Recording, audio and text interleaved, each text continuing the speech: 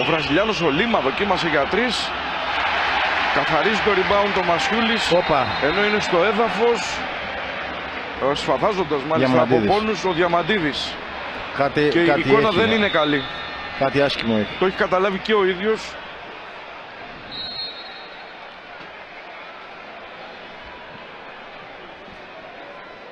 Όσες χιλιάδες κόσμος είναι εδώ, κρατάνε. Βαστάει το πόδι του χαμηλά. Τον Αστράγαλο κρατάει.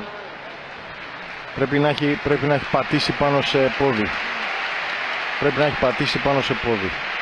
Κατάλαβε ο ίδιος αμέσως ότι ήταν άσχημο. Να κάνουμε να μας διαφωτίσει το που συνέβη. Εδώ δείτε. Πάτησε σε πόδι. Το πόδι του Σίμων. Το Μασιούλης.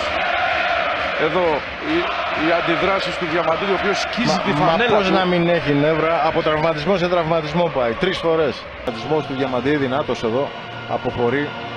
Υποβασταζόμενος από τον φυσιοθεραπευτή της ομάδας.